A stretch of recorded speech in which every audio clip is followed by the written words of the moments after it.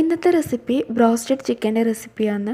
നമ്മൾ റെസ്റ്റോറൻറ്റിൽ നിന്നൊക്കെ കഴിക്കുന്ന അതേ ടേസ്റ്റിൽ നല്ല പെർഫെക്റ്റ് ആയിട്ട് നമുക്ക് എങ്ങനെ വീട്ടിലുണ്ടാക്കാൻ നോക്കാം.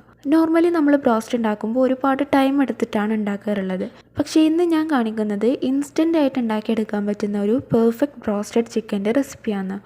അപ്പോൾ നമുക്കിതെങ്ങനെ റെഡിയാക്കുന്നതെന്ന് നോക്കിയാലോ. ഞാനിപ്പോൾ 7 ലെഗ് പീസാണ് എടുത്തിട്ടുള്ളത്. സ്കിന്നോട് കൂടെ തന്നെ എടുത്തിട്ടുണ്ട് കേട്ടോ.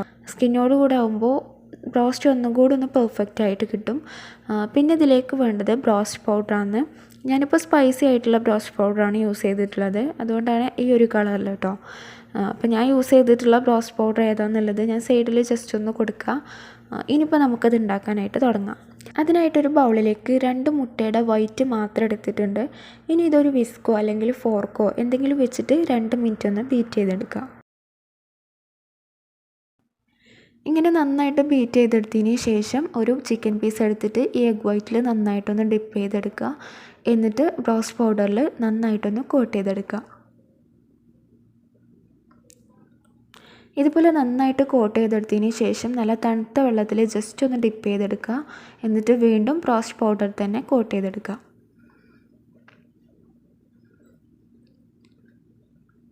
ഇതുപോലെ കുടഞ്ഞിട്ടെടുക്കുക കേട്ടോ. അത് എക്സസ് ആയിട്ടുള്ള പൗഡറൊക്കെ ഒന്ന് പോകാൻ വേണ്ടിയിട്ടാണ്.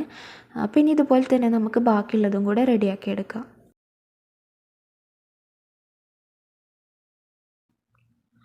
ഇപ്പോൾ ഇതെല്ലാതും റെഡിയാക്കി എടുത്തിട്ടുണ്ട്. ഇനി ഇത് ഫ്രൈ ചെയ്തെടുക്കുക. അതിന് വേണ്ടിയിട്ട് ചൂടായ ഓയിലിലേക്ക് ഓരോന്നായിട്ട് ഇട്ട് കൊടുക്കുക. എന്നിട്ട് മീഡിയം ഫ്ലെയിമിൽ വെച്ചിട്ട് കുക്ക് ചെയ്തെടുക്കുക.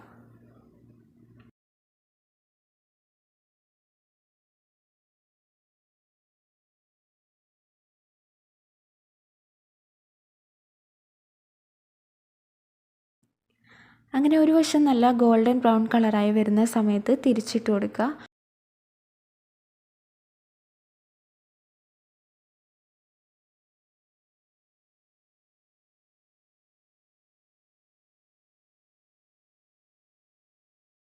രണ്ട് വശവും ഇതുപോലെ ഗോൾഡൻ ബ്രൗൺ കളറായി വരുന്ന സമയത്ത് കോരി മാറ്റാം.